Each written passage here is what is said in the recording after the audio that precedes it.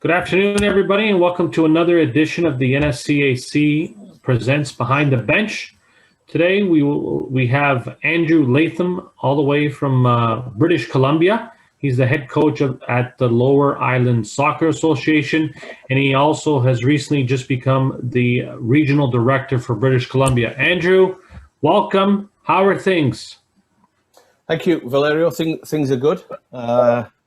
The weather is fine, and people are getting their vaccines here. So hopefully, come September time, we can get back on the field. Yeah, I'm sure everybody's hoping for that. Same thing over here in Ontario. Today, our topic of discussion is the mentoring process. Andrew's got a presentation for us that'll go through using coaching mentorship to strengthen your club coaching programs. Andrew, before we start, give us a little bit of a background of yourself. So I've been head coach with Lower Island coming up to 13 years here. So I was maybe hoping to get parole after 8 years, but it looks like I'm doing, consecutive life sentences here. So I've been with Lower Island a long time. I also work for the Canadian Sport Institute Pacific, and I work with coaches there. I spend a lot of time working with coaches from other sports. Prior to being with Lower Island, I was in the Okanagan in Kelowna for 7 years with Kelowna United and the Central Okanagan Youth Soccer Association. And then I came to Canada 2001 after three and a half years with Sheffield United. Unfortunately, I'm a Sheffield Wednesday fan, so they were maybe the most difficult 3 years of my life. And prior to that, I'd worked in the US, so it was nice to come back to North America. Perfect. Okay, so why don't you walk us through your presentation? If anybody has any questions or comments, please leave those in the chats or question component of the Zoom, and we will try to answer as many questions as we can. Okay, so first of all, I'd like to obviously thank Valerio and NSCAC for giving me this opportunity to come along and talk to coaches, and then obviously thank you to everyone who's on the webinar today for taking the time out of the day to come and listen to me. So what I'd like to talk about for the next maybe 45 minutes and share with you is some thoughts I have around the mentoring process, and maybe talk about what is mentoring, some definitions of mentoring, what the research says about how we mentor people, who's involved in the process, what we understand about the mentorship process, the changes in mentorship and how that's changed historically, how we might identify mentors, some guidelines for mentorship, some tips for building trust, which is a key part of the mentorship process. And then maybe my personal experiences, I'd like to share one or two of those with you. And maybe if we have time at the end, hopefully one or two of you may want to share some of your experiences. And then I have some questions about mentoring, always thinking about this and trying to see if we can figure out how to make it a better process. So some of the different words we might use for a mentor, a coach, counsel, guide, lead, pilot, shepherd, all these types of words here. I did also have another one in here, which was that mentor is actually it's a small town in Pennsylvania with about 37,000 people in there. And I used to put this in this presentation. Nobody laughed at that. I thought it was pretty funny, so I've kind of taken that out. So in terms of definitions, so the Cambridge English Dictionary defines mentoring as the act or a process of helping and giving advice to a younger or less experienced person, especially in a job or at school.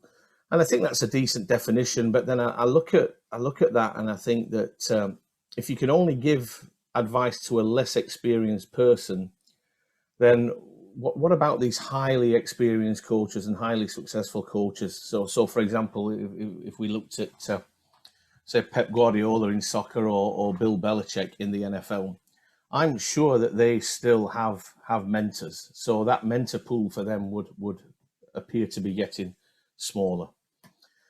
Business directory, because I think there's a lot of crossover between the sport world and the business world, and there are a lot of things that we can learn from the business world.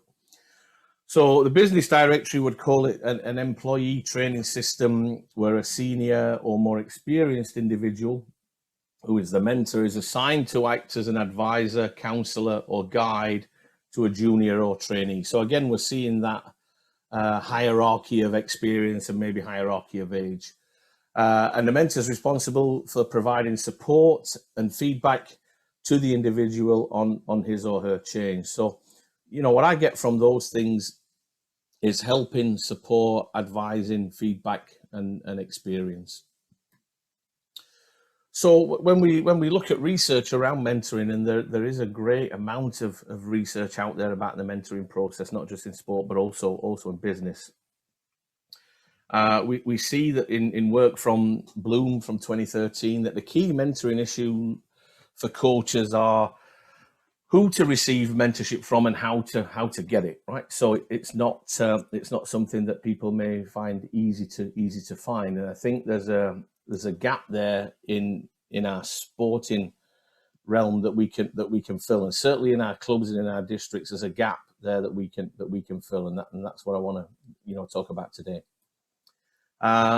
So work from Cram many years ago talks about 4 traditional phases that would be this initiation, cultivation, separation, and redefinition. So they've got that four areas there. Culver and Trudell and Gilbert, Gallimore and Trudell talk a lot about a community of practice, and that's a phrase that we use a lot in the Sports Institute, of trying to build this community of practice where coaches can share experiences and share, kind of war stories, if you like. And it is an informal type of practice that contains some elements of mentoring, and it also has great potential to impact learning. If we can learn from each other's mistakes, and maybe we don't repeat them as often.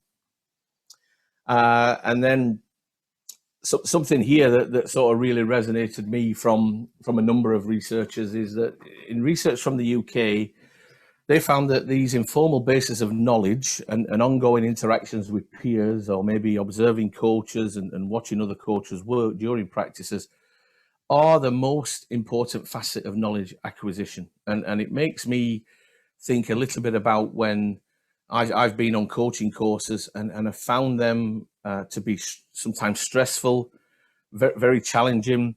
There's a lot of testosterone in the air. There's a lot of people jockeying for position. And I'm not always sure if that's the greatest learning experience. And I certainly in a lot of the courses that I've been on, I've always found that the discussions with coaches after sessions and later on, or at breakfast or at lunch, those informal discussions are really where a lot of learning and a lot of sharing takes part. And we also know from other research that lots of coaches in lots of sports feel that way. It's not just just in soccer where we may feel that way, but these informal areas of knowledge acquisition and these are able to fill these learning gaps for us. So some of the components of successful mentorship then, and I've got a couple of slides here to kind of talk through with you. So there's the mentee and there's the mentor. Obviously, these are the two key players here.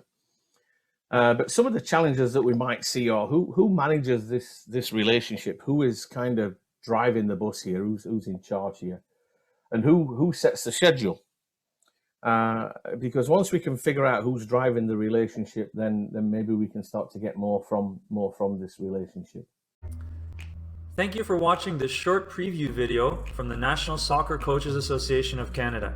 To see the full video, plus have access to hundreds of other coaching videos, blogs, webinars, and podcasts, plus free and discounted coach education courses and other soccer merchandise, plus to have exclusive access to register for all future NSCAC conventions, both live and online, click on the link below to become a member of the NSCAC today.